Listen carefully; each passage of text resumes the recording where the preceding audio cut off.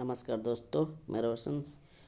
आप सभी का स्वागत है अपने यूट्यूब चैनल स्टडी व्यू 2.0 में। आज हम लोग करने वाले हैं केंद्रीय शिक्षक पात्रता परीक्षा सीटेट प्रीवियस ईयर क्वेश्चन, जिसमें करेंगे 21/9/2014 का क्वेश्चन, जिसमें हम लोग पेपर 2 करने वाले हैं, पेपर 6 से पेपर 8 के लिए, जिसमें हम लोग करेंगे पेपर 6 से पेपर 8।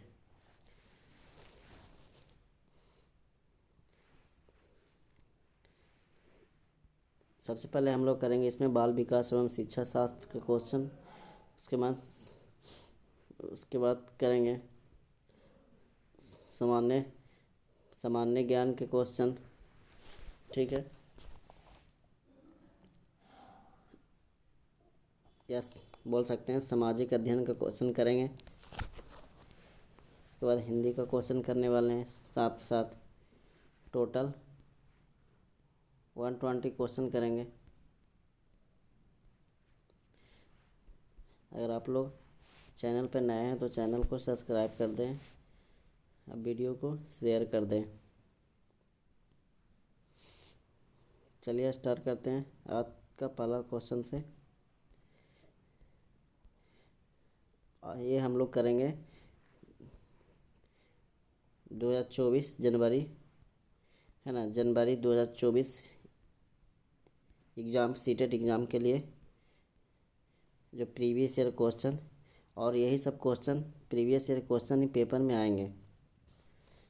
आप लोग एक बार प्रीवियस ईयर क्वेश्चन को पूरा अटैम्प्ट कर लीजिएगा। चलिए स्टार्ट करते हैं आज का पहला क्वेश्चन से। बोला जा रहा है कि छिपी हुई वस्तुएं ढूंढ निकालना इस बात का संकेत है कि शिशु अग्रलिखित में से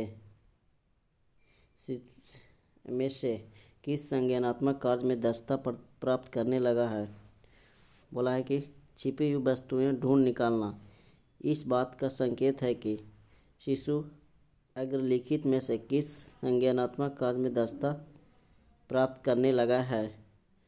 तो हो जाएंगे वस्तु अस्थायित्व। इसका क्या हो जाएगा, वस्तु अस्थायित्व। वस्तु अस्थायित्व क्या होता है कि जीन पियाजे के अनुसार संज्ञानात्मक विकास सिद्धांत की पहली अवस्था इंद्रजनित कामक अवस्था होती है, जो 18 से 24 माह शिशु का उन वस्तुओं के प्रति अनुक्रिया करना आरंभ कर देता है जो सीधे दृष्टिगोचर नहीं होती है। वह छिपी हुई वस्तुओं को भी ढूंढने लगता है। इस गुण को वस्तु अस्थायित्व कहा जाता है। अगला क्वेश्चन पे आते हैं, क्वेश्चन नंबर 2। संवेग के मनोविज्ञान में निम्न में से किस तथ्य पर सबसे कम ध्यान दिया गया है। क्वेश्चन में बोला जा रहा है कि संवेग के मनोविज्ञान में निम्न में से किस तथ्य पर सबसे कम ध्यान दिया गया है। सबसे कम ध्यान की बात किया जाता है तो इसमें हो जाएगा संवेग न केवल व्यक्तिगत शिक्षार्थियों में बल्कि पूरी कक्षा में उत्पन्न होती है। जो संवेग है जो न केवल व्यक्तिगत शिक्षार्थियों में बल्कि पूरी कक्षा में उत्पन्न होती है, तथा संवेग को मनोविज्ञान में सबसे कम ध्यान दिया जाता है। संवेग जो है कि मनोविज्ञान में सबसे कम ध्यान दिया जाता है।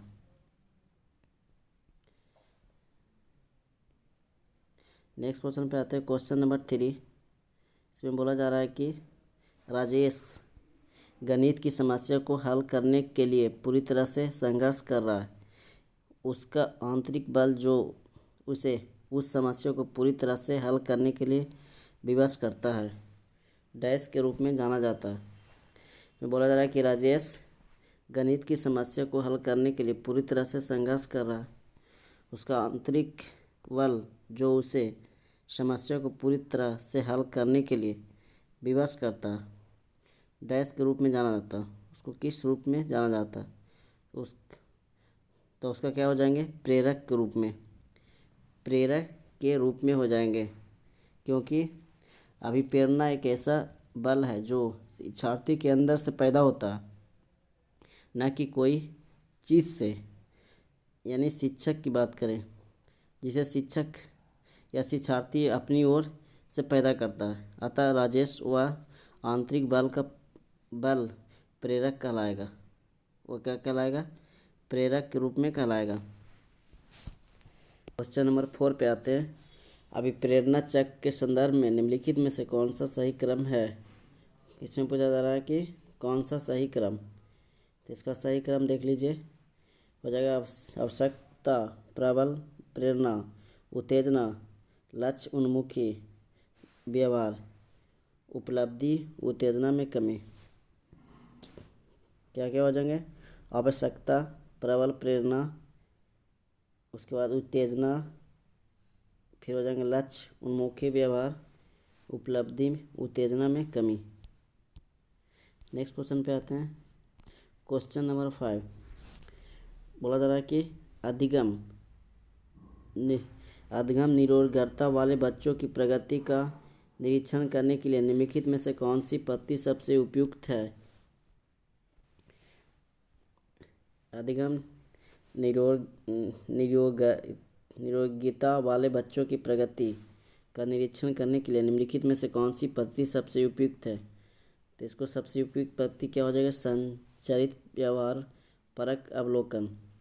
संचरित व्यवहार परक अवलोकन जो होता है, जो निरोगिता वाले बच्चों को प्रगति का निरीक्षण करने के लिए सबसे उपयुक्त पद्धति माना जाता है। नेक्स्ट क्वेश्चन पे आते हैं। क्वेश्चन नंबर 6 पे। क्वेश्चन नंबर 6 इसमें बोला जा रहा है कि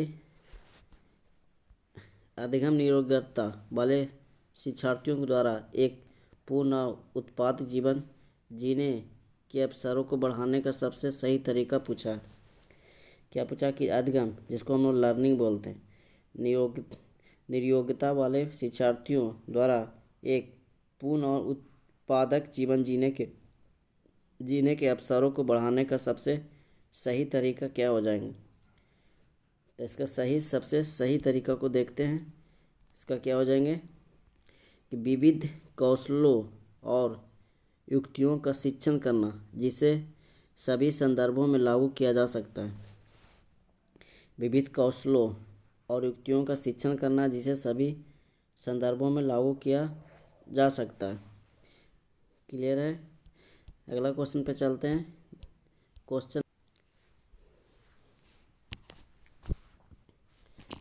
क्वेश्चन नंबर 7 पे चलते हैं। क्वेश्चन नंबर 7 में क्या बोला जा रहा है कि प्रतिभाशाली शिक्षार्थियों के लिए शिक्षक को पहल करनी चाहिए और समस्या समाधान विमुख भूमिका निभानी चाहिए। तो इसका क्या हो जाएंगे, ये नहीं, यानी प्रतिभाशाली शिक्षार्थियों के लिए क्या होगा, अभी क्षमता को कौशल के रूप में समझना सही है, ये भी नहीं होगा। प्रगति के निरीक्षण करने की आवश्यकता नहीं है, तो ये भी नहीं होगा। तो प्रतिभाशाली विद्यार्थियों के लिए क्या होना चाहिए कि शिक्षक को अनुकूल करना चाहिए। जैसे शिक्षार्थी में बदलाव आता है, शिक्षक को अनुकूलन करना चाहिए। जैसे कि शिक्षार्थी में क्या आता है, बदलाव आता है। इन बच्चों में सीखने की प्रवृत्ति तीव्र होती है। जो प्रतिभाशाली विद्यार्थी होती है उसमें सीखने की प्रवृत्ति क्या होती है, तीव्र होती है। अतः इसके लिए शिक्षक को अनुकूलन करना चाहिए जैसे विद्यार्थी में बदलाव आता है। नेक्स्ट क्वेश्चन पे आते हैं। क्वेश्चन नंबर 8, निम्नलिखित में से कौन सा उपागम अशांतकारी व्यवहार संबंधी विकार वाले बच्चों के साथ व्यवहार करने के लिए बच्चों को उसके आसपास के लोगों और सामाजिक संस्थाओं के साथ अंतःक्रिया करने का सुझाव देता है। क्या बोला जा रहा है कि निम्नलिखित में से कौन सा उपागम अशांतकारी व्यवहार संबंधी विकार वाले बच्चों के साथ व्यवहार करने के लिए बच्चों को उसके आसपास के लोगों, सामाजिक संस्थाओं के साथ अंतःक्रिया करने का सुझाव देता है। तो इसका हो जाएंगे मनोज्ञानात्मक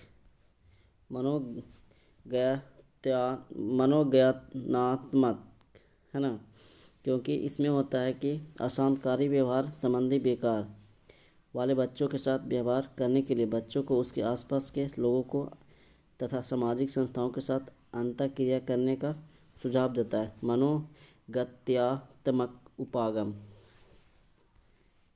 ठीक है, नेक्स्ट क्वेश्चन पे आते हैं। क्वेश्चन नंबर 9,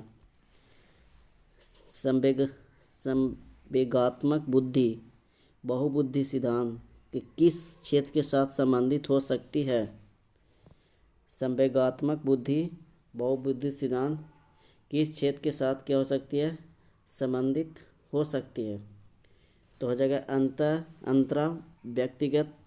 अंतरा व्यक्तिक और अंतः वैयक्तिक बुद्धि, क्योंकि इसमें क्या होता है कि संवेगात्मक बुद्धि में विभिन्न संवेगों की उत्पत्ति और उनका विकास, इन संवेगों के आधार पर संवेगात्मक व्यवहार का विकास सम्मिलित होता है।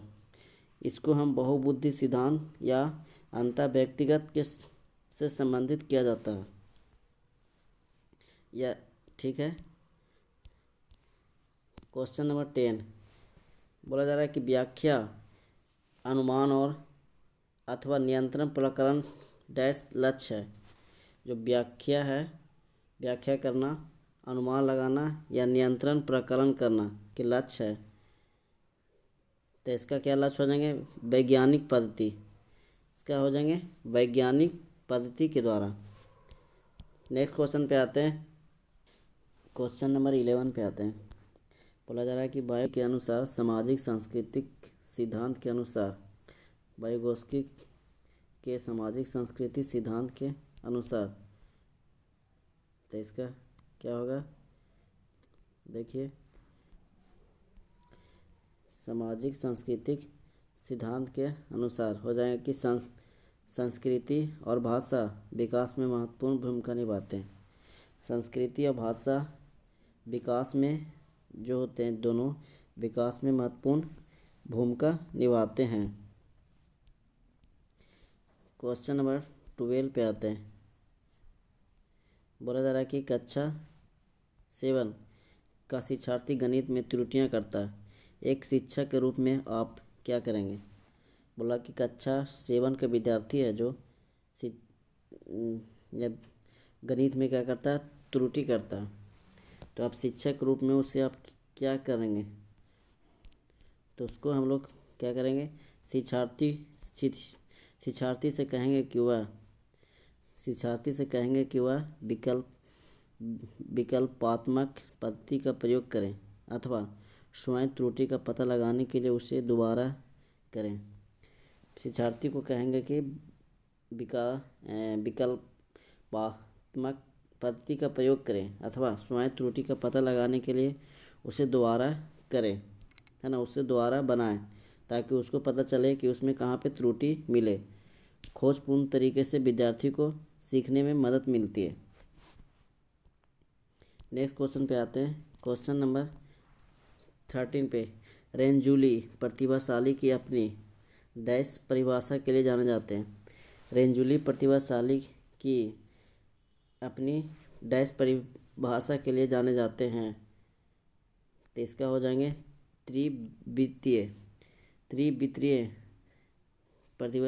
त्रिवितीय परिभाषा के लिए जाने जाते हैं। नेक्स्ट क्वेश्चन पे आते हैं। क्वेश्चन नंबर 14, व्यक्तित्व अंतरों का ज्ञान शिक्षकों की मदद किसमें करता है? व्यक्तित्व अंतरों का ज्ञान शिक्षकों की मदद किसमें करता है? तो इसका हो जाएगा सभी शिक्षार्थियों की व्यक्तिगत आवश्यकताओं का आकलन करने और उसके अनुरूप उन्हें पढ़ाने में। बोल रहा है कि सभी शिक्षार्थियों की व्यक्तिगत आवश्यकताओं का आकलन करने और उसके अनुरूप उन्हें पढ़ाने में। ठीक है, क्वेश्चन नंबर आते हैं 15, निम्नलिखित में से कौन सा समाज में लिंग समानता का क्या है? मानदंड हो सकता है। निम्नलिखित में से कौन सा समाज में लिंग समानता का मानदंड हो सकता है? तो लिंग समानता देखते हैं नील, इसका क्या हो जाएगा कि कक्षा 12 तक पहुंचने वाले लड़कों और लड़कियों की संख्या की तुलना। कक्षा 12 तक पहुंचने वाले लड़कों और लड़कियों की तुलना, इसमें लिंग समानता का मानदंड हो सकता है इसमें, क्योंकि 12 तक पहुंचने वाले लड़कों और लड़कियां की संख्या की तुलना करके लिंग समानता को पुष्टि किया जा सकता है, क्योंकि 12वीं तक कक्षा 12 तक लड़कियों को पढ़ाना उनकी निरंतरता की प्रदर्शित करता है। यह एक लिंग समानता का मानदंड है। क्वेश्चन नंबर 16 पे आते हैं। सीखने के लिए आकलन है। सीखने के लिए आकलन, सीखने के लिए आकलन क्या है? मूल्यांकन अभिप्रेरणा को बढ़ावा देता है। सीखने के लिए आकलन क्या होता है कि अभिप्रेरणा को बढ़ावा देता है। मूल्यांकन अभिप्रेरणा को बढ़ावा देता है, क्योंकि इस प्रकार के मूल्यांकन का उपयोग शिक्षार्थियों को अन्य कार्यक्रमों के लिए अभिप्रेरित करने के साथ साथ सूचना प्रदान करने तथा शिक्षा प्राप्ति में सुधार संबंधी कार्य करने के लिए बाध्य करता है। क्वेश्चन नंबर आते हैं 17। बोला जा रहा है कि वेंड्यूरा के सामाजिक अवलोकन पर आधारित अधिगम सिद्धांत में निम्नलिखित में से कौन सी प्रक्रिया होती है? वेंड्यूरा के सामाजिक अवलोकन पर आधारित अधिगम सिद्धांत में निम्नलिखित में से कौन सी प्रक्रिया होती है? तो हो जाएंगे प्रतिधारणा। इसमें क्या सी प्रक्रिया हो जाएगी? प्रतिधारणा प्रक्रिया। Question number 18। प्रगतिशील शिक्षा निम्नलिखित में से किस कथन से संबंधित है? प्रगतिशील शिक्षा निम्नलिखित में से किस कथन से संबंधित है?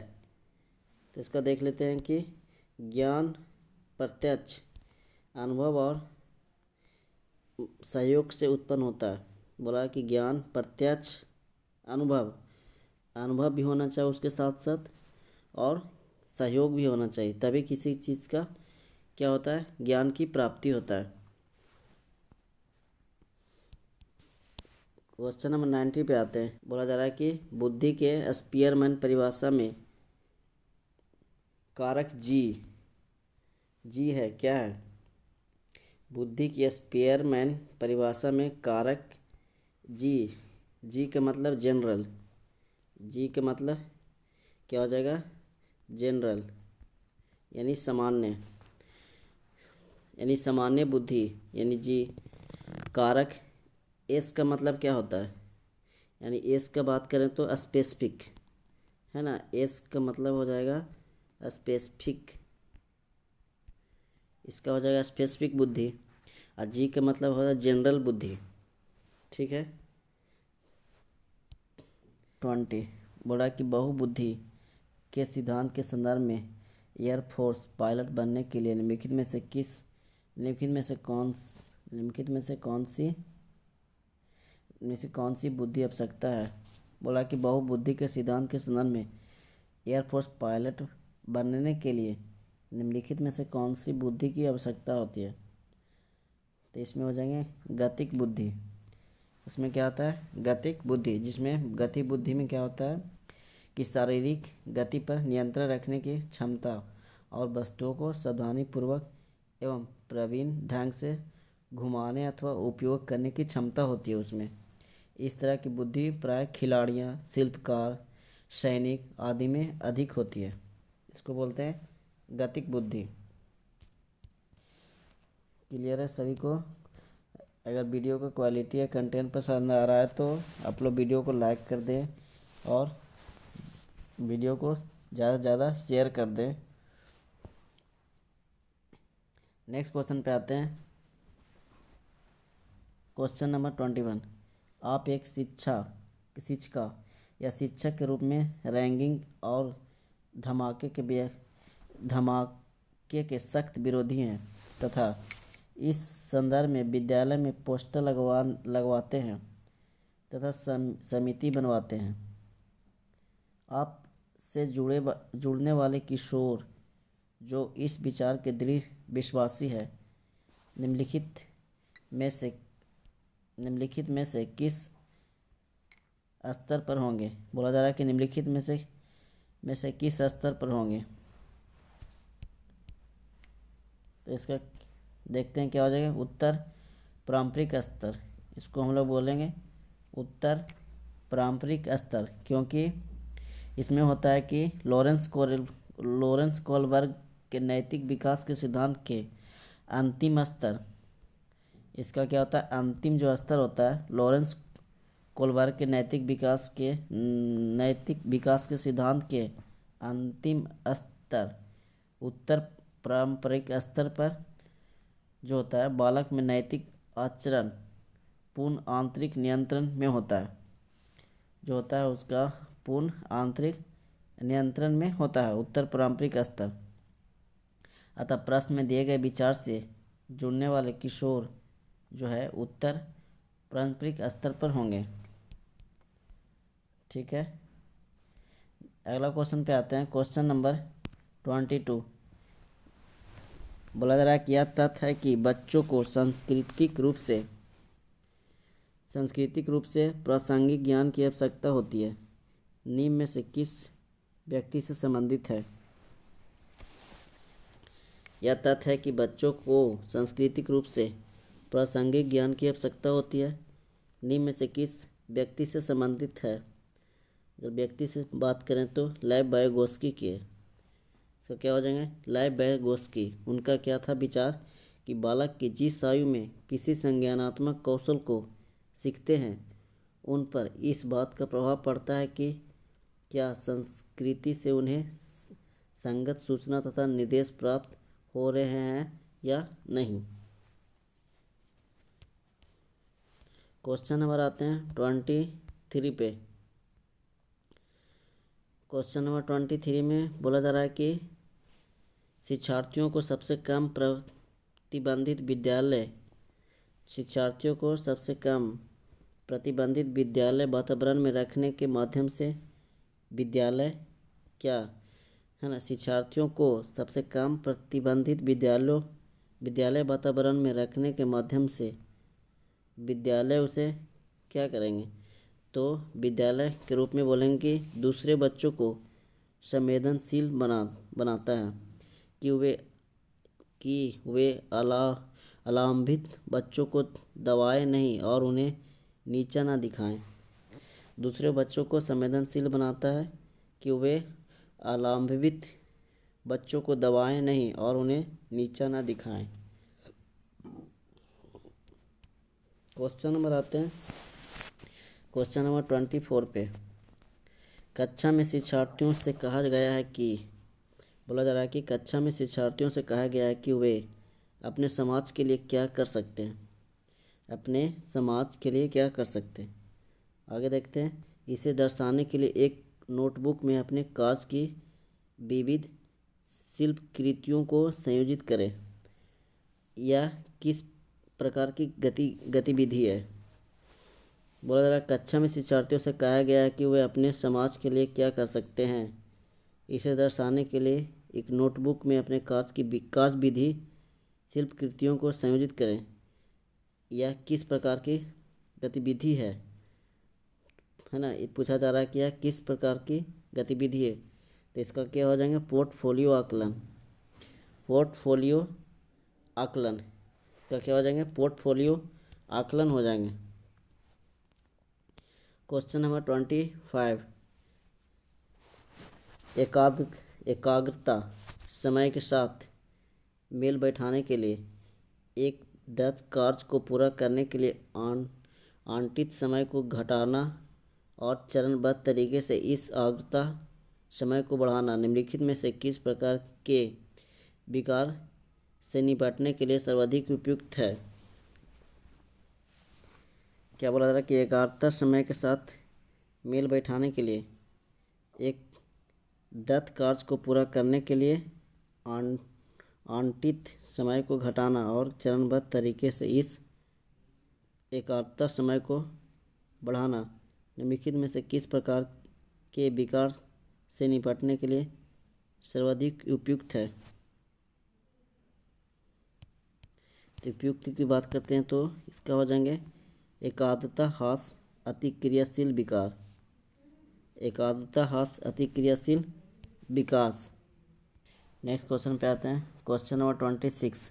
शिक्षार्थी तब तक नहीं सीख सकते हैं जब तक, बोला जा रहा है कि शिक्षार्थी तब तक नहीं सीख सकते हैं जब तक उसे क्या करना, कि उन्हें वे सीखने के लिए तैयार ना हो।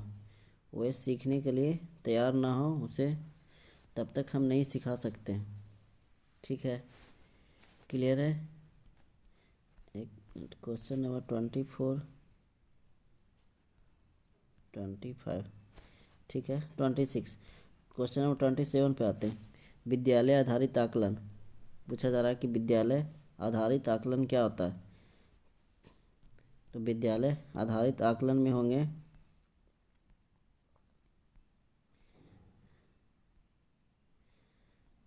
इसमें रचनात्मक प्रतिपुष्टि उपलब्ध कराते हुए सीखने में संवर्धन करता है। रचनात्मक प्रतिपुष्टि उपलब्ध कराते हुए सीखने में संवर्धन करता है विद्यालय आधारित आकलन। नेक्स्ट क्वेश्चन पे आते हैं 28 पे। मानव सामाजिक सिद्धांत निम्नलिखित में से किस पर बल देता है। मानव सामाजिक सिद्धांत निम्नलिखित में से किस पर बल देता है। तो हो जाएंगे उद्यम के मुकाबले में ही हीनता स्तर। उद्यम के मुकाबले में हीनता स्तर, क्योंकि उद्दीपन और प्रतिक्रिया लिंगीय एवं प्रसुप्ति स्तर तथा क्रिया प्रसुप्त अनुबंधन इस सिद्धांत के अंतर्गत नहीं आते हैं। क्रिया प्रसुप्त, उद्दीपन और लिंगीय प्रस्तुति इस सिद्धांत के अंतर्गत नहीं आते। ठीक है, बाकी उद्यम के मुकाबले में हीनता स्तर। Question number 29। सामाजिक अधिगम का सिद्धांत निम्नलिखित में से किस घटक पर बल देता है। सामाजिक अधिगम का सिद्धांत निम्नलिखित में से किस घटक पर बल देता है।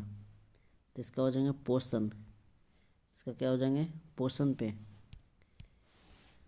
क्वेश्चन नंबर आते हैं 30। शिक्षण का विकासात्मक परिप्रेक्ष्य शिक्षकों से यह मांग करता है कि वे शिक्षण का जो होता है विकासात्मक परिप्रेक्ष्य शिक्षकों से यह मांग करता है कि वे क्या होंगे विकासात्मक कारकों के ज्ञान के अनुसार अनुदेशन युक्तियों का अनुकूलन करें। विकासात्मक कारकों के ज्ञान के अनुसार अनुदेशन युक्तियों का क्या करना है, उसका अनुकूलन करना। नेक्स्ट क्वेश्चन पे आते हैं। सामाजिक अध्ययन का क्वेश्चन यहाँ से स्टार्ट हो जाएंगे। चलिए स्टार्ट करते हैं। क्वेश्चन नंबर 31 से। ब्राज़ील में पाए जाने वाला कंपोस्ट है।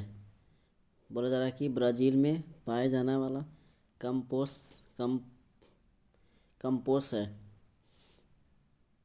तो ब्राज़ील जो है कहाँ है, ब्राज़ील के दक्षिणी भागों में पाए जाने वाले उष्णकटिबंधीय एक क्या है, उष्णकटिबंधीय घास के मैदान है ना। उष्णकटिबंधीय घास के मैदान है।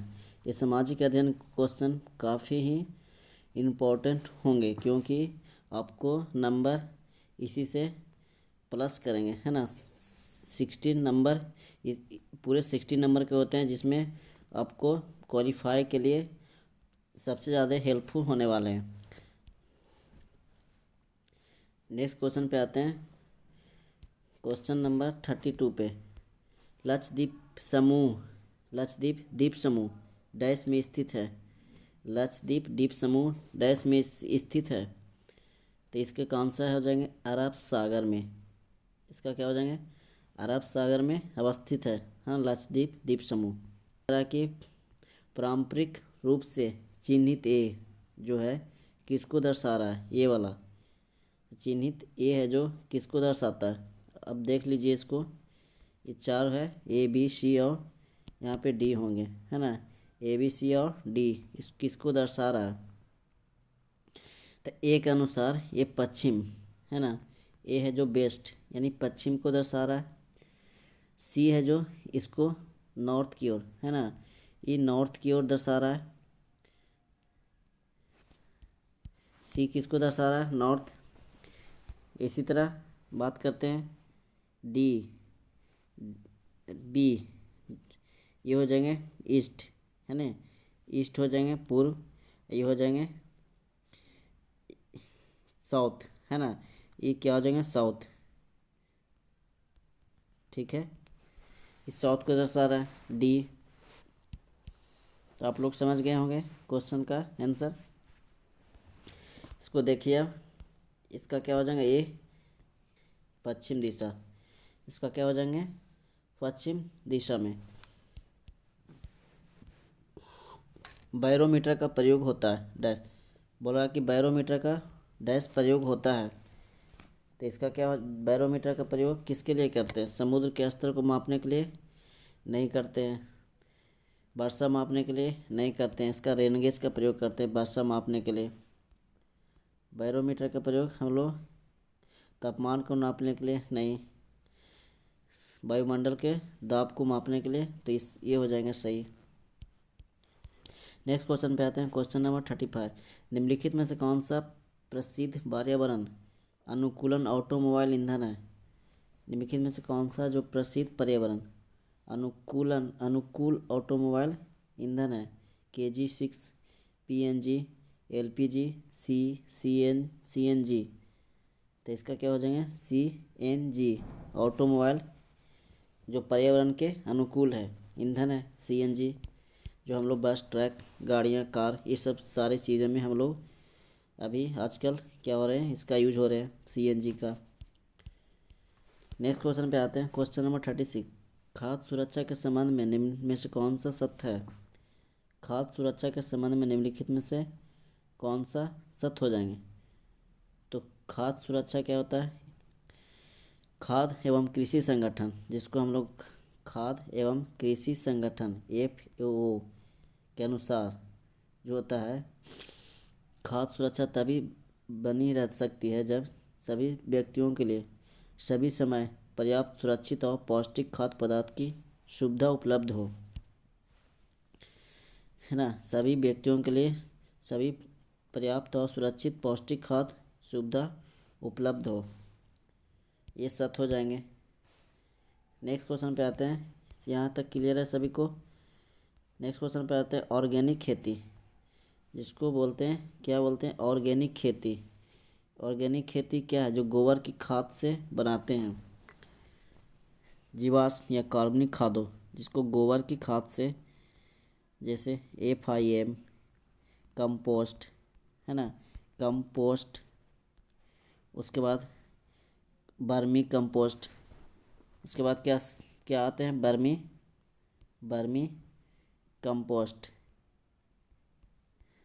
कंपोस्ट, ये जितने भी सारे खाद हैं इसको हम लोग ऑर्गेनिक खेती में उपयोग करते हैं। तो इसका क्या हो जाएंगे, देखते हैं हम लोग ऑर्गेनिक खेती में और भी चीज़ें PSB, बैम एस्पोबाइलम, एक्टोवैक्टर, ये सारे हैं ऑर्गेनिक खेती में किया जाता है। रासायनिक या कीटनाशक खरपतवार, वारनासी या फफूंदी का प्रयोग नहीं किया जाता है इसमें। तो इसका हो जाएंगे जीवाश्म खाद और जैव उर्वरक का प्रयोग किया जाता है इसमें। एक तरह से क्या होते हैं, जीवाश्म खाद होते हैं, जो गोबर की खाद बोलते हैं जिसको हम लोग। Question number 38। कौन सा उद्योग अक्सर आधुनिक उद्योगों की रीढ़ की हड्डी कहलाता है।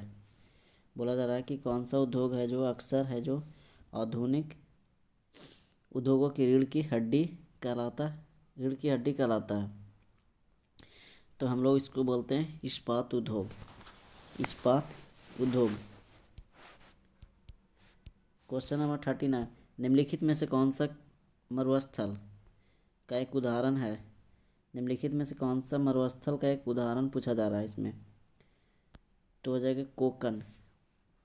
इसका क्या हो जाएंगे, 1 मिनट, इसका लद्दाख है ना, इसका क्या हो जाएंगे लद्दाख मरुस्थल, जो शीत मरुस्थल हो जाएंगे।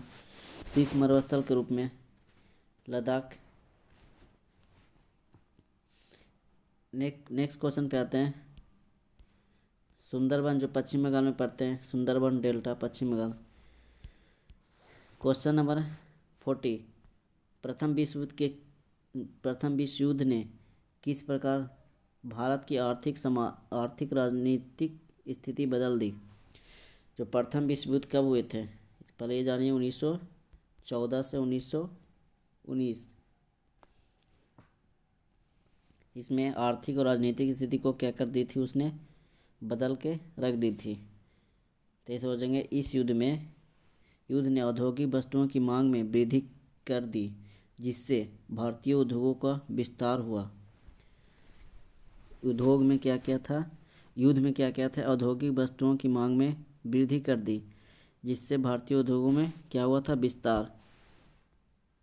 क्वेश्चन नंबर आते हैं 41। क्वेश्चन नंबर 41 पे आते हैं। बोला जाता दिया गया चित्र प्रस्तुत करता है। दिया गया चित्र है जो किसको प्रस्तुत कर रहा है, ठंडी वायु, एक तरफ गर्म वायु है। एक तरफ ठंडी वायु है, एक तरफ क्या है, गर्म वायु है। उसके बाद यहाँ पे वर्षा हो रही है।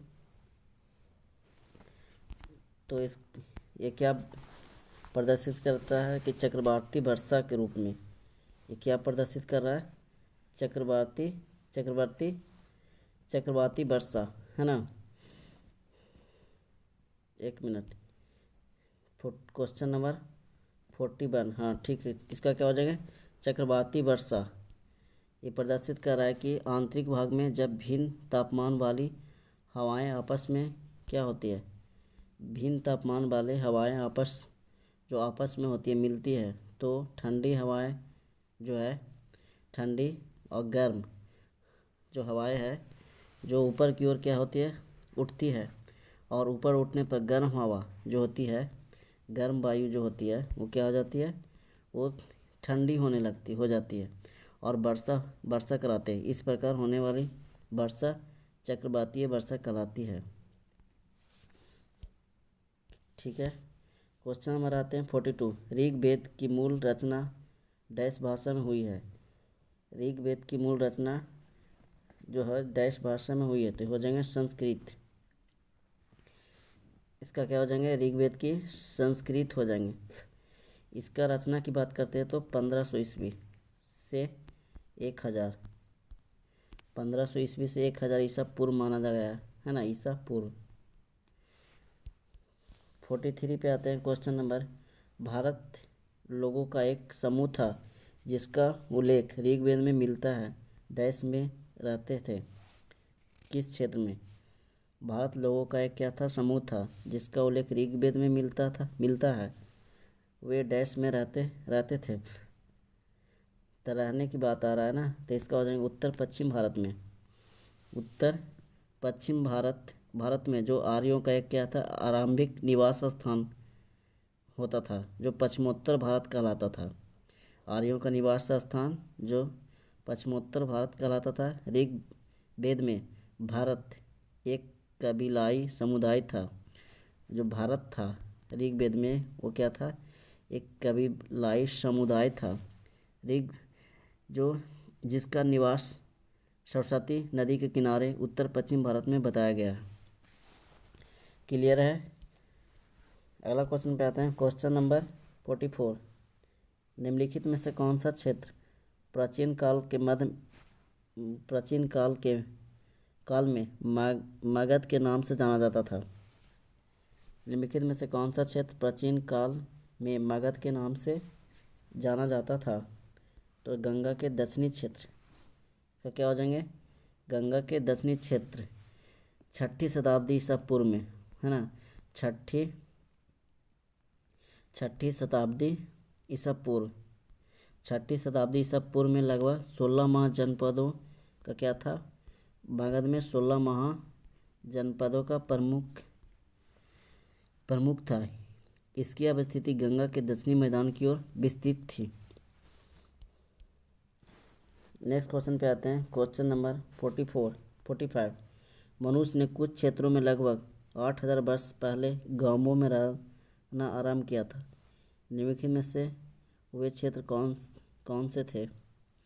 जो 8,000 वर्ष पूर्व जहाँ गाँवों में रहना क्या किया था मनुष्य प्रारंभ कर दिया था, तो उस क्षेत्र का नाम बताना। तो ये हो जाएंगे सुलेमान तथा कीरधर पहाड़ियाँ।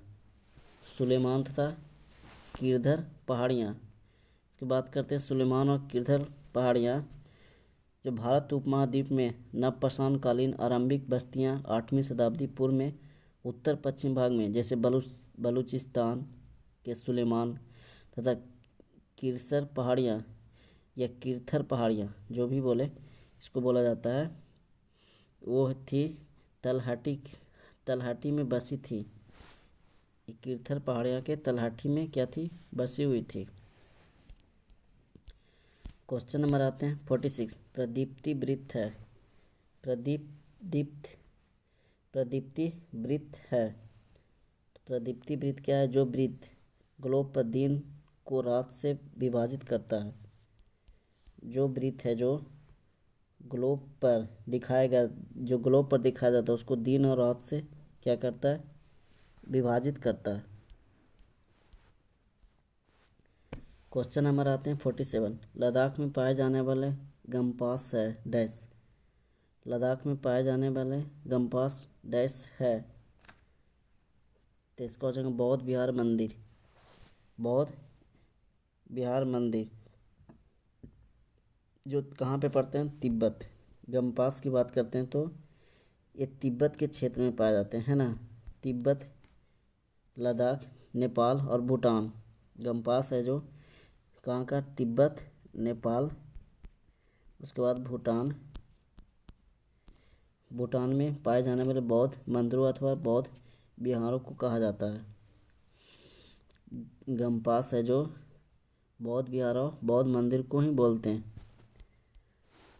क्वेश्चन नंबर आते हैं 48 पे। संसार में किस महाद्वीप पर सबसे कम जनसंख्या है? सबसे कम जनसंख्या की बात करें तो इसका क्या हो जाएगा? ऑस्ट्रेलिया। संसार में सबसे कम जनसंख्या किस महाद्वीप पे? तो हो जाएंगे ऑस्ट्रेलिया महाद्वीप। इससे कम की बात करते हैं तो अंटार्कटिका पे है, जो बहुत ज़्यादा क्या है वहाँ पे ठंड है। अंटार्कटिका महाद्वीप पे है ना। पहले अंटार्कटिका हो जाएगा, उसके बाद ऑस्ट्रेलिया हो जाएंगे, फिर यूरोप, दक्षिणी अमेरिका, उसके बाद उत्तरी अमेरिका, फिर अफ्रीका, फिर एशिया हो जाएंगे। तो एशिया में जनसंख्या सबसे ज़्यादा है। क्वेश्चन नंबर आते हैं 49 पे। कोलकाता बंदरगाह डैश पर स्थित है। तो सभी को पता है कोलकाता बंदरगाह डैश पे स्थित है। तो ये कोलकाता कहाँ पे? पश्चिम बंगाल की राजधानी कोलकाता है जो हुगली नदी पे। जो हावड़ा ब्रिज है ना, सभी को पता है कि हावड़ा ब्रिज किस नदी पे है? कोलकाता में हुगली नदी पे स्थित है। क्वेश्चन नंबर आते हैं 50। निम्नलिखित कथनों में से कौन सा कथन पृथ्वी की स्थिति के संबंध में सत्य है? पृथ्वी की स्थिति के संबंध में सत्य है। तो पृथ्वी का एक अक्ष एक काल्पनिक रेखा है, सही बात है, जो इसके अक्षीय समतल से 23.5 डिग्री कोण बनाता है। तो ये भी सही हो जाएंगे। इसका क्या हो जाएंगे? Question answer first. Next question पे आते हैं 51 पे आते हैं। बोला जा रहा है कि एक शिलालेख में कहा गया है कि दिल्ली के सुल्तान को खुदा के द्वारा चुना गया है क्योंकि उसमें मोसिस तथा सोलेमन जैसे गुण विद्वान है। वह दिल्ली का सुल्तान था। तो उस दिल्ली का सुल्तान का नाम बताना है। अलाउद्दीन खिलजी। इसका क्या हो जाएंगे? अलाउद्दीन खिलजी हो जाएंगे।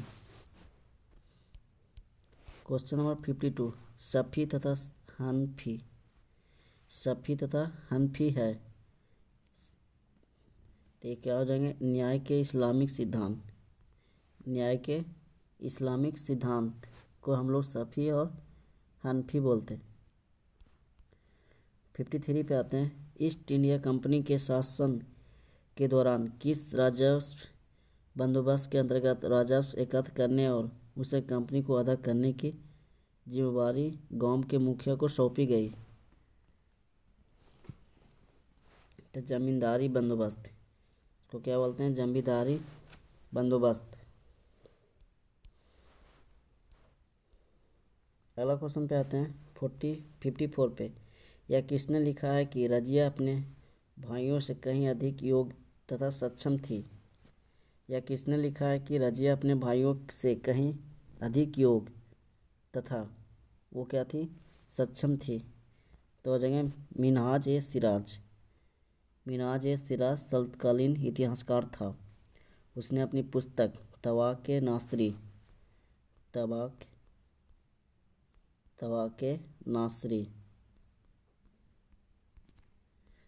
नासरी में लिखा है कि उनकी दृष्टि रजिया अपने भाइयों की तुलना में सबसे अधिक श्रेष्ठ थी। Question number 55। दंती दुर्ग जिसने हिरण्यगर्भ नामक एक अनुष्ठान किया था वह था। दंती दुर्ग जिसने हिरण्यगर्भ नामक एक अनुष्ठान किया था वो क्या है? तो हो जाएंगे राष्ट्रकूट प्रधान। तो क्या हो जाएंगे? राष्ट्रकूट प्रधान। पुरु या यदु, बोला जा रहा है पुरु यदु भारत का वेदों में उल्लेख डैश की तरह है? तो हो जाएंगे जन की तरह। पुरु यदु भारत का वेदों में उल्लेख जन की तरह है। अगला क्वेश्चन पे आते हैं, क्वेश्चन नंबर 57। मानव इतिहास में कौन सा काल युग में सबसे लंबा है? तो हो जाएंगे पूरा पाषाण युग। मानव इतिहास में युग में सबसे लंबा क्या हो जाएंगे? पूरा पाषाण युग। Question number 58। निम्नलिखित में से कौन सा हड़प्पा का स्थल नहीं है? हड़प्पा का स्थल इसमें नहीं पूछा जा रहा। तो चिरांद, बाकी राखी गढ़ी, गवेरी वाला, सोतकगोह, ये सारे हो जाएंगे हड़प्पा। चिरांद है जो क्या होता है, बिहार में स्थित है। बिहार के गंगा के कछारी मैदान में अवस्थित चिरांद जो नव पाषाण और ताम्र पाषाण कालीन स्थल है। और राखी गढ़ी, सोतकोल, गंबेदवाला हड़प्पा कालीन है। 59 पे आते हैं। डैश में प्राचीन शैल चित्रकला मिली है। डैश में प्राचीन शैल चित्रकला मिली है। तो इसका हो जाएगा मध्य प्रदेश तथा उत्तर प्रदेश। मध्य प्रदेश में तथा उत्तर प्रदेश में। क्वेश्चन नंबर आते हैं 60।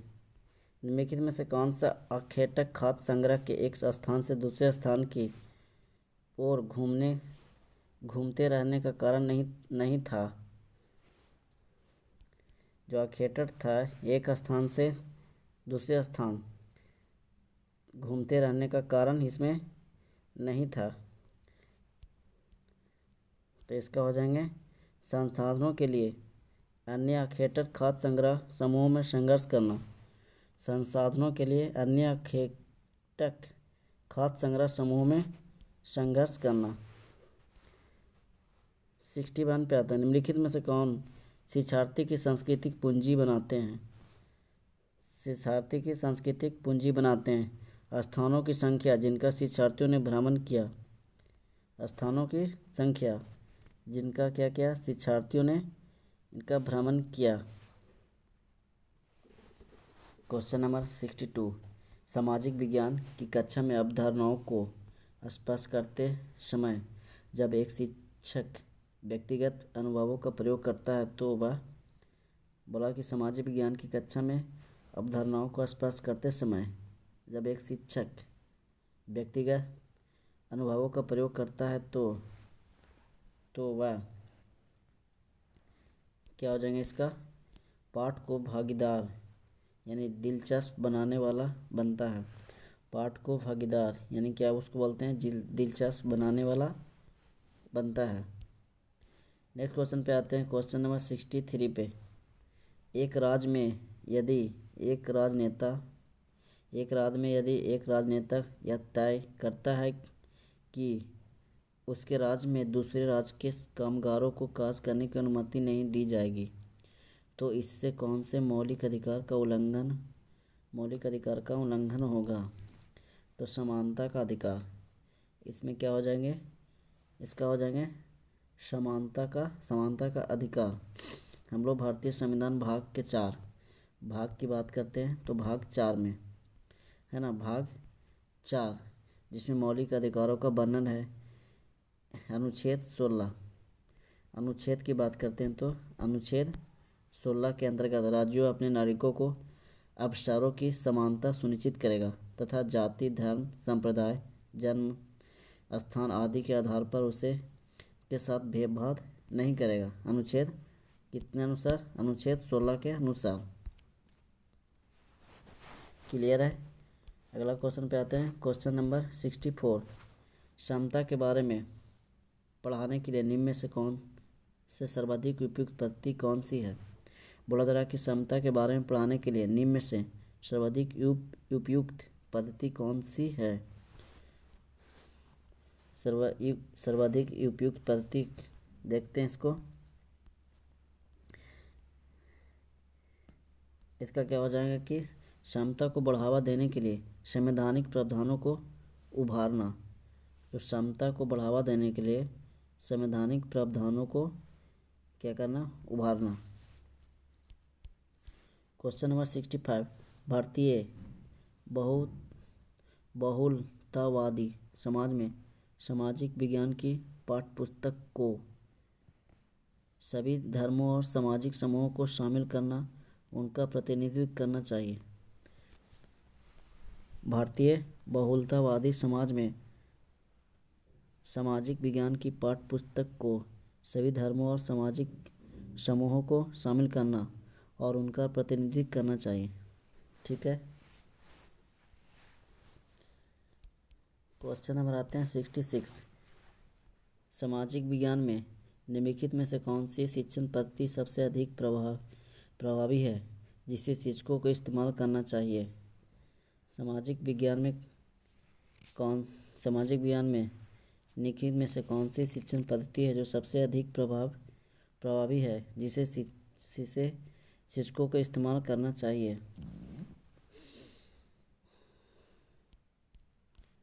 तो इसका हो जाएंगे शिक्षार्थियों को आलोचनात्मक और विचारोत्तेजक गतिविधियों में शामिल करना। शिक्षार्थियों को आलोचनात्मक और विचारोत्तेजक गतिविधियों में शामिल करना। भारतीय जनतंत्र में कार्यकारी का कार्य है। भारतीय जनतंत्र में कार्यकारी का कार्य पूछा जा रहा है। तो हो जाएंगे संसद द्वारा बनाए गए अधिनियमों को लागू करना। संसद द्वारा बनाए गए अधिनियमों को लागू करना कि इसमें होता है कि संविधान के भाग 5 में बोला है कि अनुच्छेद की बात करते हैं तो 52 से 78 अनुच्छेद क्या हो जाएंगे? 52 से 78 के यानी 52 से 78 में संघीय कार्यपालिका जो होता है का उल्लेख किया गया है। इसमें भारत के संघ की कार्यपालिका राष्ट्रपति, उपराष्ट्रपति, प्रधानमंत्री, मंत्रिपरिषद तथा महान्यायवादी से मिलकर बनती है। इसका कार्य संसद जो होता है विधायिका द्वारा बनाए गए अधिनियमों को लागू करना होता है। क्या हो जाएगा? अधिनियमों को इसको लागू करना है ना, संसद द्वारा बनाए गए अधिनियमों को लागू करना। 68 पे आते हैं। चक्रीय चित्रण ग्रामीण क्षेत्रों में मजदूरों को प्राप्त विशेष रोजगार के अवसर प्रदर्शित करता है। वे कितने लंबे समय तक नियमित रोजगार प्राप्त करने में आयोग हैं? बोला वो कितने लंबे समय तक उसको मजदूरों को रोजगार प्राप्त करने के लिए आयोग माना जाएगा। चलिए इसको देखते हैं। इसका हो जाएगा 5 माह। इसका क्या हो जाएंगे? 5 माह तक।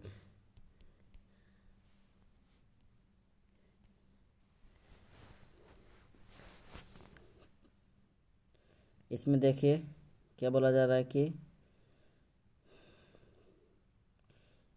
कि चित्र जो है उसमें लोगों को जनवरी से लेकर मई तक कोई रोजगार उपलब्ध नहीं है।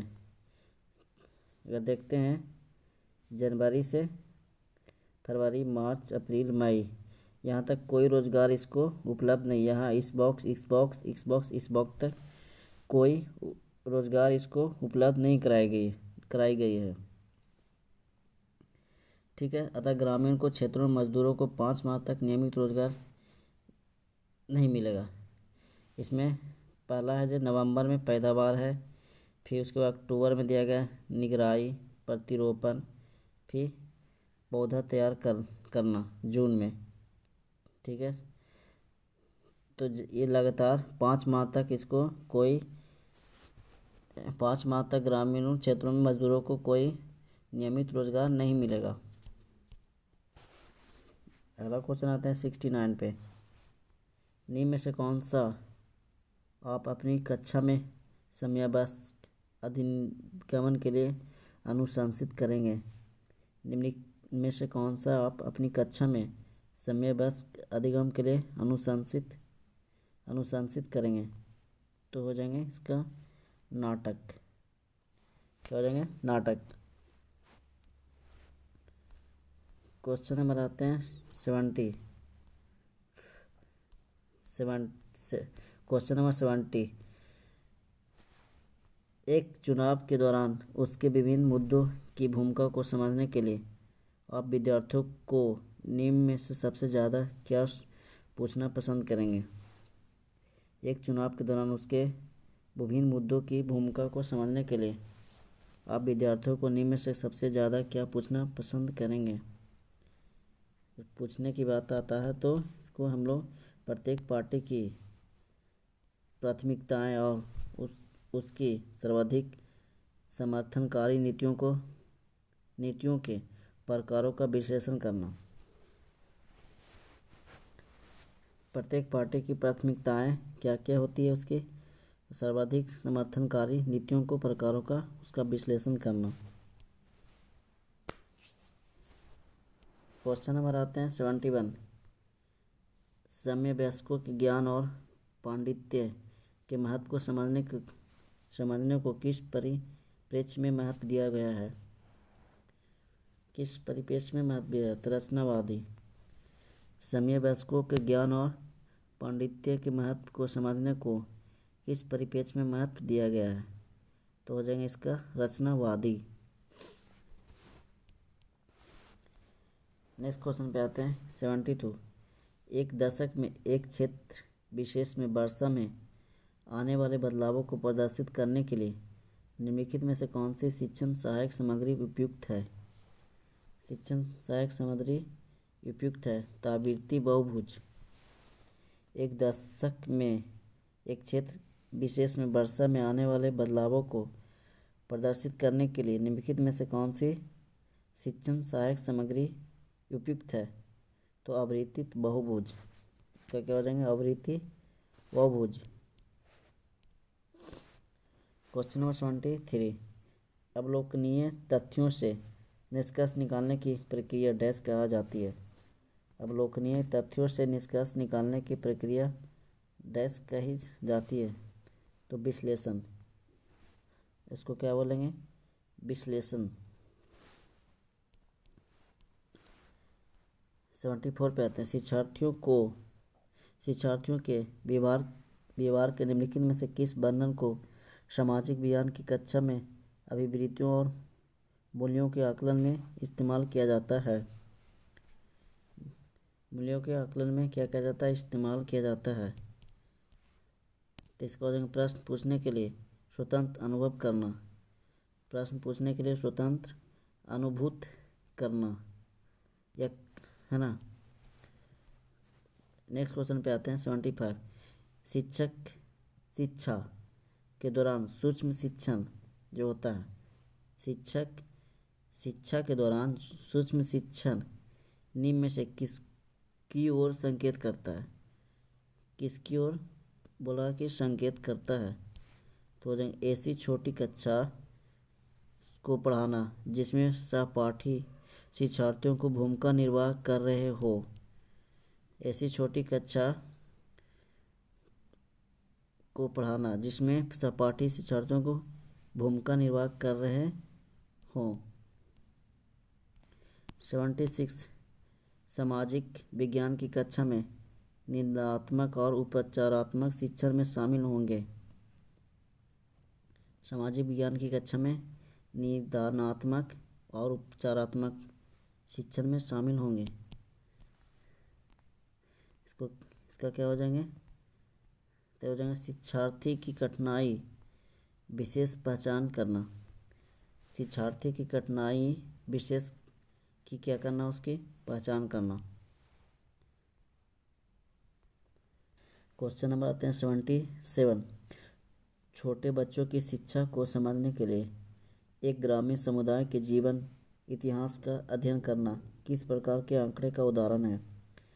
छोटे बच्चों की शिक्षा को समझने के लिए एक ग्रामीण समुदाय के जीवन इतिहास का अध्ययन करना किस प्रकार के आंकड़े का इसका क्या है, उदाहरण है। तो इसको हो जाएंगे क्लिनिकल केस अध्ययन आंकड़ा। क्लिनिकल केस अध्ययन आंकड़ा। 78 पे आते हैं। निम्नलिखित में से कौन सा सृजनात्मक चिंतन का अनिवार्य गुण है।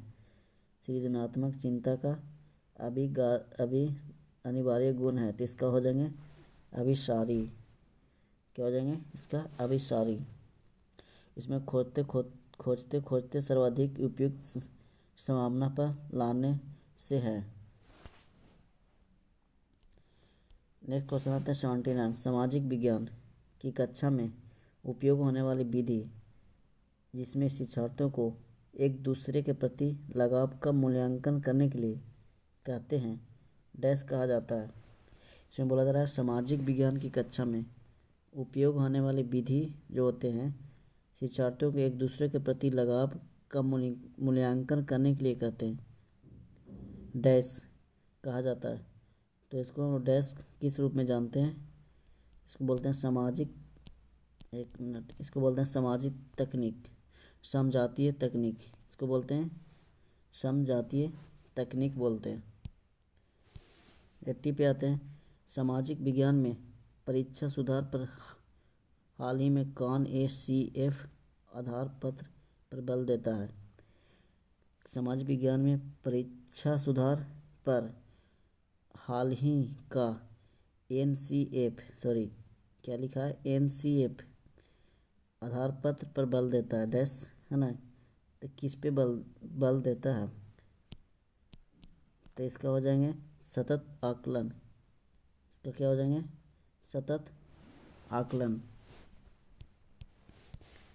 81 पे आते हैं। सामाजिक विज्ञान के बारे में निम्नलिखित में से कौन सा कथन सही है।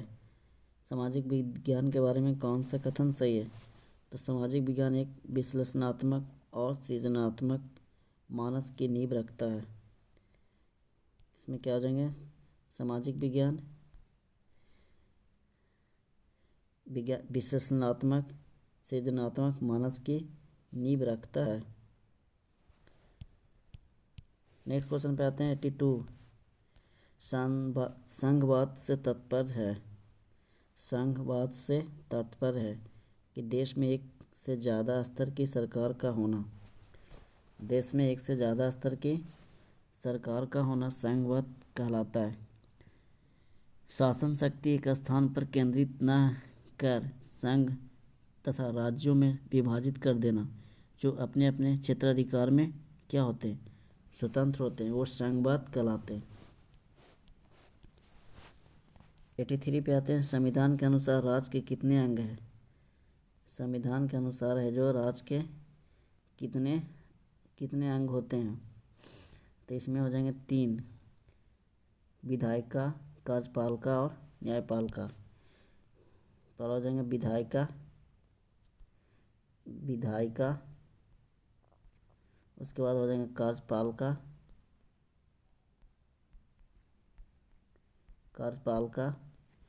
उसके बाद हो जाएंगे न्यायपालिका,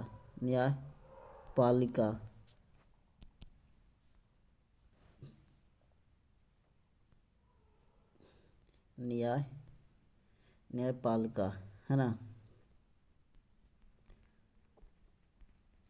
ये 3 अंग हो जाएंगे संविधान के अनुसार राज्य के 3 अंग। क्वेश्चन नंबर आते हैं 84 पे। क्वेश्चन नंबर 84, जूल क्या है है ना। साइंस का क्वेश्चन है। एक तरह से जूल जूल क्या है पूछा जा रहा है।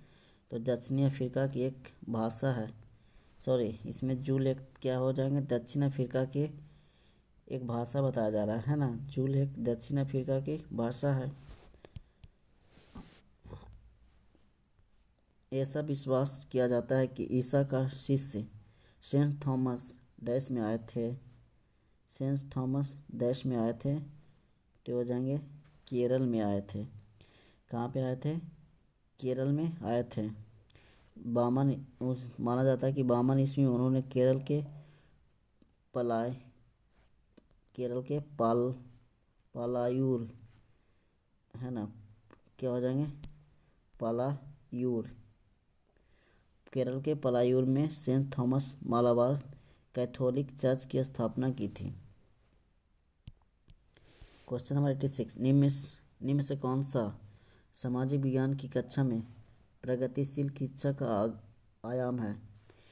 निम्न में से कौन सा सामाजिक विज्ञान की कक्षा में प्रगतिशील शिक्षा का क्या है, एक आयाम माना गया है? तो बहुलता और विविधता के लिए समान। बहुलता और विविधता के लिए समान। 87 पे आते हैं। हमारी व्यवस्था में संसद को बहुत अधिक अधिकार प्राप्त है क्योंकि हमारी व्यवस्था में संसद को बहुत अधिक अधिकार प्राप्त है क्योंकि पूछा जाए इसे कानून बनाने की शक्ति प्राप्त है। इसे कानून बनाने की शक्ति प्राप्त। 88 पे आता है। निम्नलिखित में से कौन सा नियमों, विनियमों और मूल्यों को सामाजिक अधिगम को बढ़ावा देगा? निम्नलिखित में से नियमों, विनियमों और मूल्यों को सामाजिक अधिगम को बढ़ावा देगा इसमें? तो सामूहिक चर्चा, है ना, इसमें क्या हो जाएंगे, सामूहिक चर्चा करेंगे। 89 पे आते हैं। बोला जा रहा कि माध्यम अल्पाहार कार्यक्रम के बहुत से सकारात्मक प्रभाव है।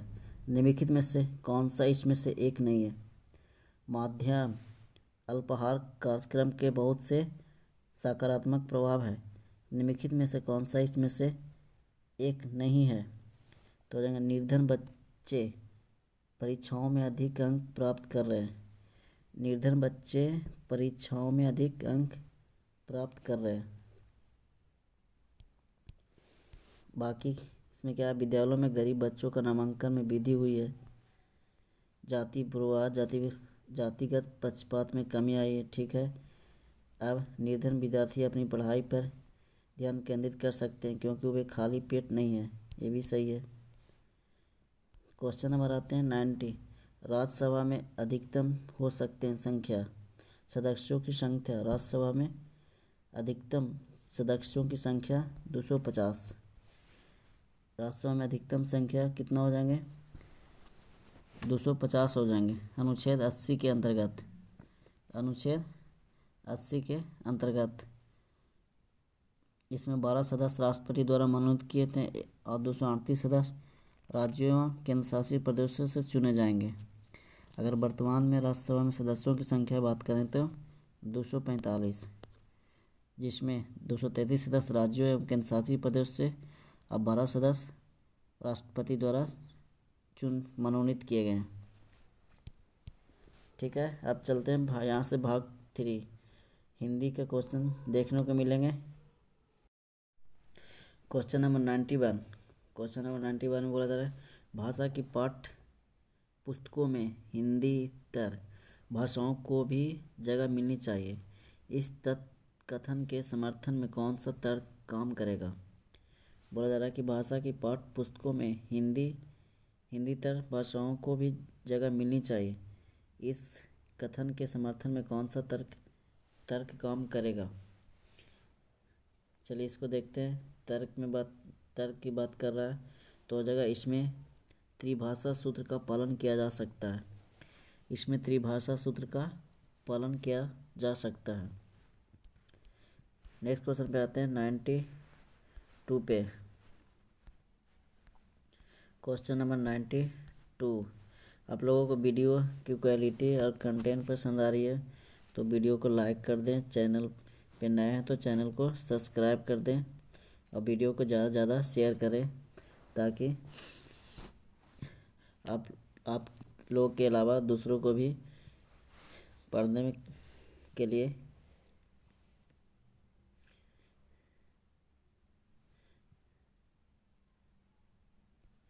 नेक्स्ट क्वेश्चन पे आते हैं। Question number 92।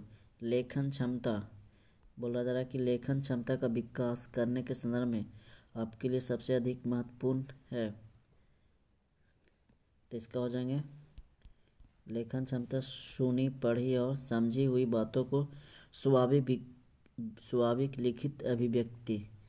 लेखन क्षमता जो होता है सुनी पढ़ी और समझी हुई बातों की स्वाभाविक लिखित अभिव्यक्ति।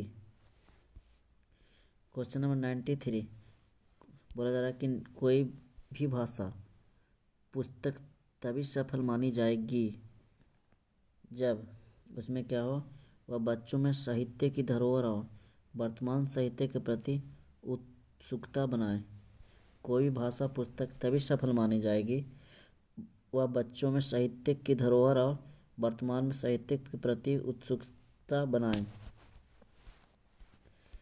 नेक्स्ट क्वेश्चन पे आते हैं 94। इसका क्या हो जाएंगे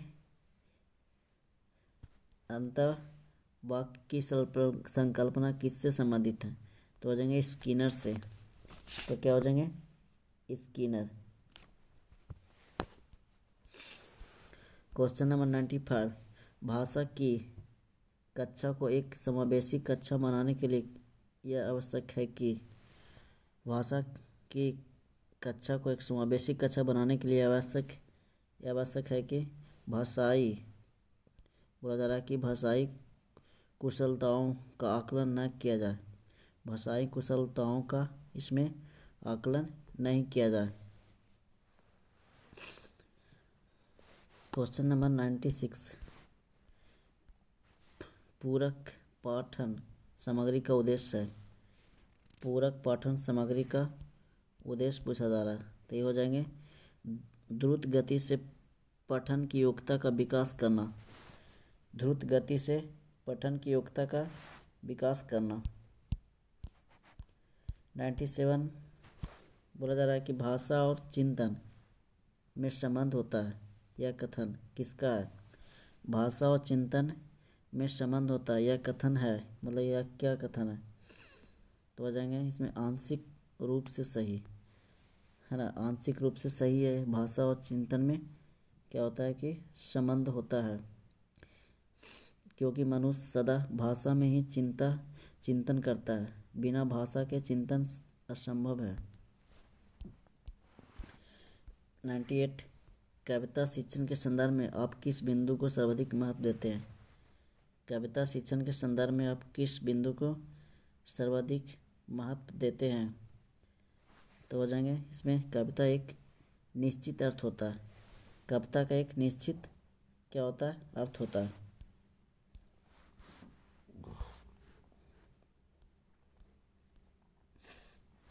नाइन्टी 9 पे आते हैं।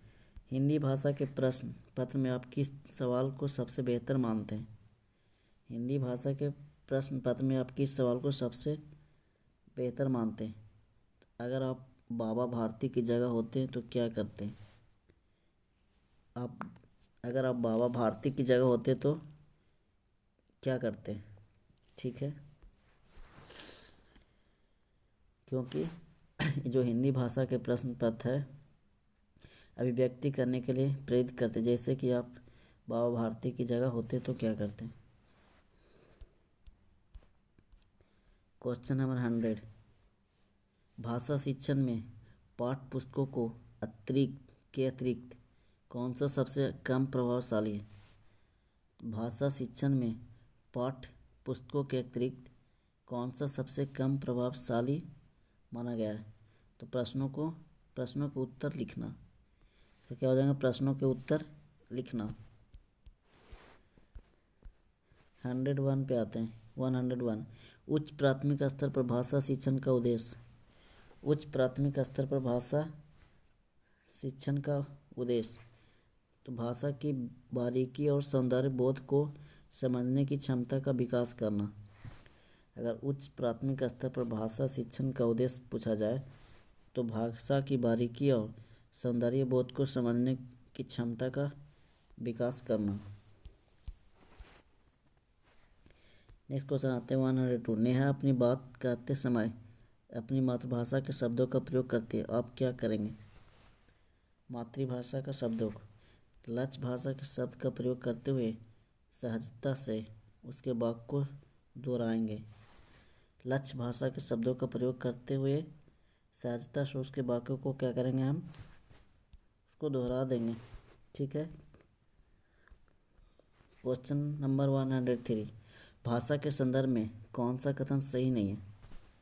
भाषा के संदर्भ में कौन सा कथन सही नहीं है? एक मिनट, कहाँ चला गया?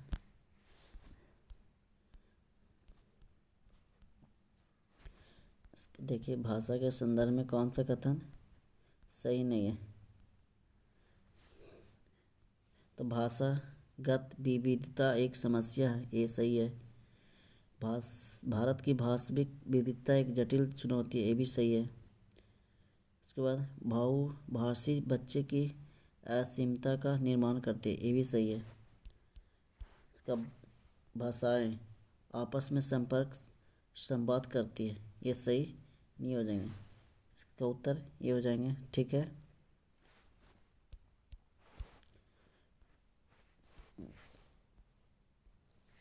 Question number 104। बोला जा रहा है कि हर व्यक्ति को मैंने ही सच्चाई दिखाई वाक्य पर चर्चा करने का उद्देश्य है। हर व्यक्ति को मैंने ही सच्चाई दिखाई वाक्य पर चर्चा करने का क्या उद्देश्य है? तो बच्चों को भाषा की नियमबद्ध प्रकृति की पहचान और उसका विश्लेषण करना सिखाना। बच्चों की भाषा की नियमबद्ध प्रकृति की पहचान और उसका विश्लेषण करना सिखाना। नेक्स्ट क्वेश्चन पे आते हैं 105। भाषा की कक्षा में यह जरूरी है कि भाषा की कक्षा में यह जरूरी क्या है, तो देखते हैं। भाषा की कक्षा में यह जरूरी है कि भाषिक पृष्ठभूमि के आधार पर किसी को पीछे नहीं छोड़ा जाए। भाषिक पृष्ठभूमि के आधार पर किसी को पीछे की बात करता है तो उसको नहीं छोड़ा जाना चाहिए। कि भाषा की कक्षा में क्योंकि उसमें पृष्ठभूमि के आधार पर किसी को पीछे इसलिए नहीं छोड़ना चाहिए, तभी सभी को अपनी अपनी क्या होती है, भाषा होती है। नेक्स्ट क्वेश्चन पे आते हैं। क्वेश्चन 106 से 111 तक कविता है। पंक्ति को पढ़कर प्रश्नों को सबसे उचित विकल्प का चयन करना है। एक कविता दिया गया है, इसको पढ़ते हैं हम लोग। बोला जा रहा है कि एक ही दिया स्नेह से भरा, एक ही दिया स्नेह से भरा, प्रेम का प्रकाश प्रेम से धरा, झिलमिला हवा को तिल मिला रहा, झिलमिला हवा को तिल मिला रहा, ज्योति का निशान जो हिला रहा, मुस्कुरा रहा अंधकार पर, यह मजारा है कि किसी की शहीद का दर्शनीय था जो चांद ईद का, देश का सपूत था गुमान था, सत्य का स्वरूप नौजवान था जो चला किया सदा सुधार पर। चलिए क्वेश्चन का इसका आंसर देते हैं। हवा क्यों तिलमिला रही है?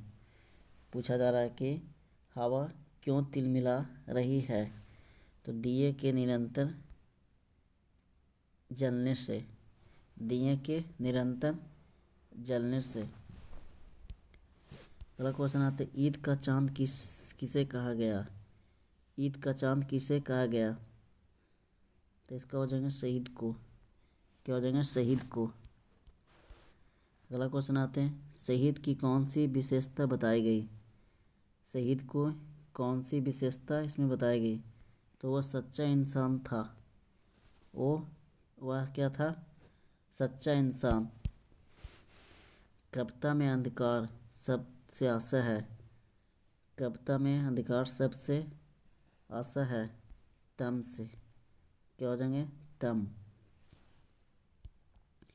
नेक्स्ट क्वेश्चन आते हैं दर्शनीय शब्द में प्रत्यय है। दर्शनीय शब्द में क्या है प्रत्यय।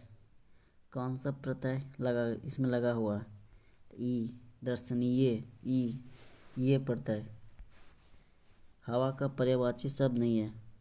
हवा का पर्यायवाची शब्द नहीं है तो हो जाएगा अनल। बाकी अनिल समीर और मारुत ये सभी हो जाएंगे हवा का पर्यायवाची शब्द। क्वेश्चन नंबर 112 से 120 तक एक गद्यांश है, उसको पढ़ना, उचित विकल्प का चयन करना। चलिए गद्यांश को पढ़ते हैं।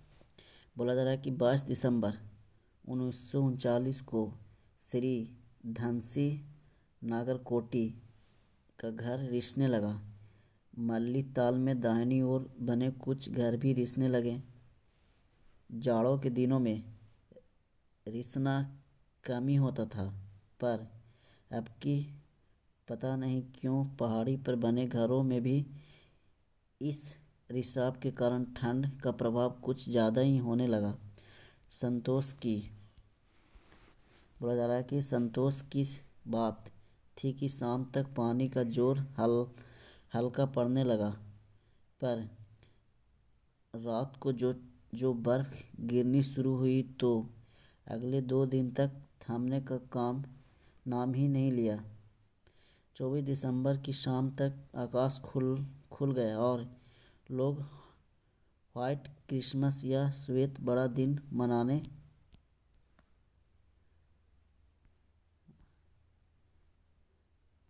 की तैयारी में जुट गए।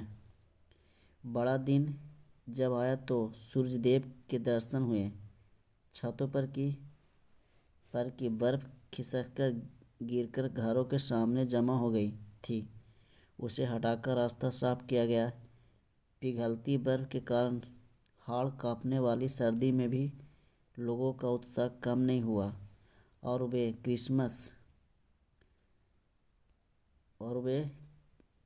क्रिसमस की शुभकामनाएं और डालियों का आदान प्रदान करने लगे। तापमान 0 से 3 डिग्री नीचे हो गया था। पानी की आपूर्ति नालों के भीतर पानी के जमने से उनके फट जाने से रुक गई थी। चलिए क्वेश्चन करते हैं यहाँ से। क्वेश्चन नंबर 12 बोला जा रहा है कि गद्यांश में क्रिसमस के लिए व्हाइट क्रिसमस शब्द इसके लिए क्योंकि गद्यांश में क्रिसमस के लिए व्हाइट क्रिसमस शब्द इसीलिए आया है क्योंकि इसमें पूछा जा रहा है कि क्यों आया। तो क्रिसमस के अवसर पर बहुत बर्फ़ पड़ी थी। क्रिसमस के अवसर पर क्या पड़ी थी बहुत बर्फ़। जाड़े के दिनों में पानी का रिसना इस बार क्या था ज़्यादा था, है ना। इस बार क्या था ज़्यादा। संतोष की क्या बात थी। संतोष क्या बात की थी कि शाम को बारिश कम होने लगी। शाम को बारिश कम होने लगी। गद्यांश के अनुसार बर्फ़ कब से पड़ना शुरू हुई। गद्यांश के अनुसार बर्फ़ कब से पड़ना शुरू हुई थी तो हो जाएंगे इसका 22 दिसंबर की शाम से। 22 दिसंबर की शाम से। अगला क्वेश्चन आते हैं पानी की आपूर्ति क्यों नहीं हो पाई। क्योंकि क्या हुआ था पानी जम गया था, है ना। पानी नालों में क्या हो गया था जम गया था। क्वेश्चन नंबर 17 गद्यांश के आधार पर कहा जा सकता है कि इसका पहाड़ों पर जीवन व्यतीत करना। पहाड़ों पर जीवन व्यतीत करना। हाड़ कांपने वाली सर्दी से आशय क्या है। हाड़ कांपने वाले सर्दी से आशय पूछा। हड्डी कांपने वाली सर्दी।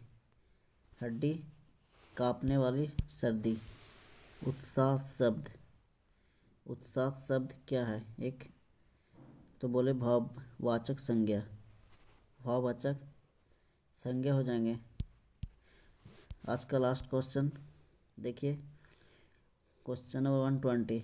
घर का बहुवचन रूप, घर का बहुवचन रूप हो जाएंगे घरों। क्या हो जाएंगे? घरों। ये आज का लास्ट क्वेश्चन था। अगर आप लोगों को वीडियो की क्वालिटी कंटेंट अगर वीडियो पसंद आ रही है तो वीडियो को लाइक कर दें, चैनल पे नए हैं तो चैनल को सब्सक्राइब कर दें, अब वीडियो को ज़्यादा से ज़्यादा शेयर कर दें। आप सभी को मेरे तरफ से वीडियो पे पूरा बने रहने के लिए धन्यवाद।